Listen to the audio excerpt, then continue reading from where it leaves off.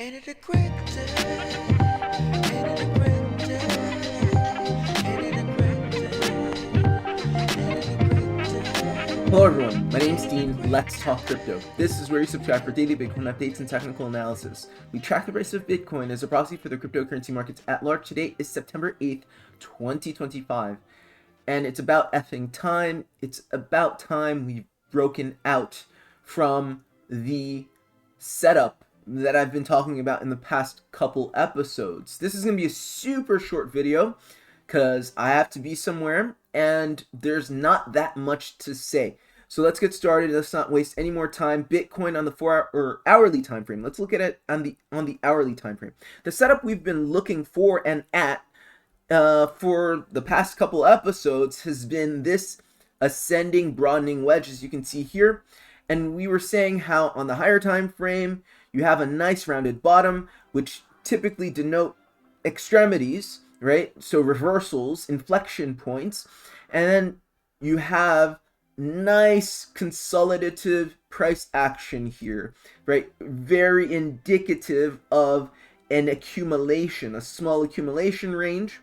And so you can see that that's playing out, and you're on this level of support, and support does what? It is where demand is. So typically when you're at true support, price rises from that level or from those levels because that's where people want to buy. So that's exactly what happened. The weekend was uneventful. We stayed and played on this level of demand, and now you're seeing a move up. The next logical resistance for Bitcoin is right here, very clearly, right here, around right above 117K. Okay, so that's what I'm seeing for Bitcoin. It's nothing different than I've posted about or that I've discussed in the past couple episodes. Do expect Bitcoin to travel an extra 5% to the upside at the very least before experiencing a significant or you can call it a significant retracement. I mean, within the context of this uptrend, right? This is going to be a significant retracement. So do expect about 5% more from Bitcoin, and then a retracement back down to 113.4 ish. And that's what I'm looking at. That's what I'm expecting. In the larger scheme, look what you're getting. You're getting a nice inverse head and shoulders, right? And these moves are fractal. One of the meanings of that is not just that they're time frame agnostic and you can see them on all the time frames, but also that when they play out, you see them form on small time frames, you see them form in one way, and then their breakout creates more of the same. So you saw here, inverse head and shoulders, bullish reversal pattern, like this. And then here, larger inverse head and shoulders, bullish reversal pattern, breaking out and forming an even larger inverse head and shoulders, bullish reversal pattern. You see what I'm talking about, and that's the same for the bearish reversals, but it's just taken a while to form. And so the time it's taken to go sideways and consolidate, typically takes a while, especially when you're in these levels of resistance consolidation. But once you get free, price starts moving a little quickly. Price doesn't move at one speed all the time. People don't understand that. People say, hey, I don't think you were right on this. Look, price typically goes slowly. Think about a car commuting from point A to point B. There are choke points. There are points where you're in heavy traffic, and then there are other points where you're flying. There's pretty much no one on the road. You're on the Autobahn. You're just going. You're not always going at the same speed. Same with any move, impulsively, down or up. These are the choke points. These are the areas where you're going a little slow. Doesn't mean you haven't broke out. You did. You broke out here over the weekend, late on the weekend, but you broke out on the weekend. And now, watch, when you get above this level right here, around, let's call it 13,000, 113,000, expect to go fast. that's when you'll see, and everybody will be like, oh, I guess we really broke out, but we've already broken out. All right, just keep that in mind. So Bitcoin goes 5%, and altcoins, the more interesting story, also break out, right? So if Bitcoin's moving about 5% from where we're at right now, expect altcoins to move around 19%. And I'm looking again at the others. That's all the altcoins minus the top 10 in market cap. I think that's a more faithful representation of the entire cryptocurrency altcoin space. This doesn't mean that every altcoin is going to move 20%. Some are going to move a lot more. Some are going to move a lot less. There are some that aren't going to do much, but it's up to you to determine and decide and realize which ones those are.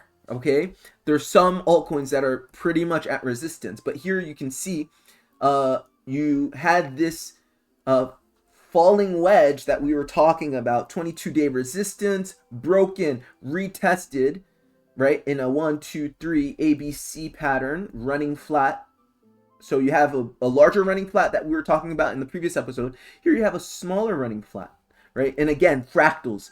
Price loves doing that. Like, it shows you one thing on one time frame, right? This is a big running flat. You see a smaller version of the same thing.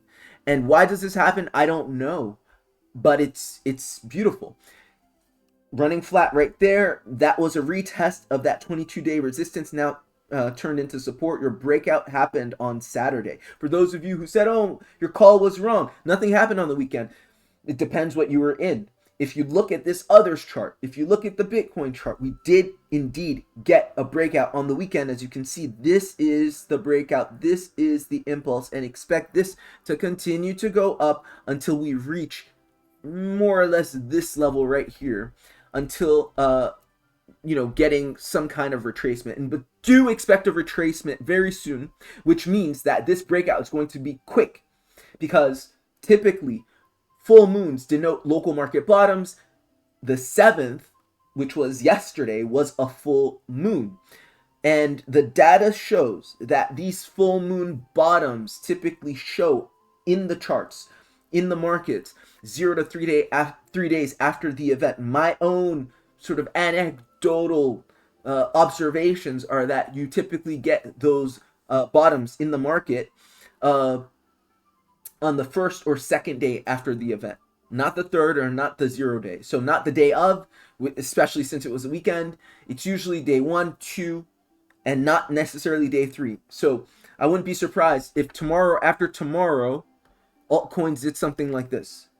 Boom, bam, and that's it. So that is my analysis, guys. I hope this was helpful, useful. Like, share, and subscribe. Do let me know if you prefer these quicker analyses, not as in-depth, but just more straight to the point, less time. And don't forget my crypto portfolio mentorship and consultation service, which you can sign up for at the pinned comment below if you want to trade directly with me. If you want my consultation on how to build a portfolio of about 5 altcoins and how to trade it throughout the altcoin season, you can sign up and trade with me and a few others. That's at the pinned comment below. If you just want my take on one asset, I have a single asset analysis service that you can sign up for. It's just $120. Send the payment, and within 24 hours, you'll have your analysis in your email. And you can even follow up with a couple questions. That's fine. So that is all at the pinned comment below. And last but not least, BTCC, the exchange partner for this channel, is offering 10% cash back on a minimum deposit of 500 USDT or the equivalent. All you have to do is deposit the money, make a trade, either leverage or spot, wait 7 days, and you will get your 10% cash back. Maximum cash back is 10,000 USDT. That's on a deposit of 100,000 USDT or the equivalent. Guys, take care. See you next time. Bye. I vocalize, too deep to localize, even when I'm right on the surface. You act surprised how I work this, but I can't lie. Many a good alibi. I'll catch you later. Visions are vividly enhanced with emphasis on amethyst to develop morale advantages which help us manifest magnanimous. We body vitals like evangelists. So listen when you're dealing with people who be revealing premonitions with precision. At least that's what I'm aiming at for now. I speak the language of the world, meandering throughout the crowd. Used to feel safe to say anything, but now it's a risk. It's hard for me to let go when all I can do is reminisce. Gone like the wind, here's where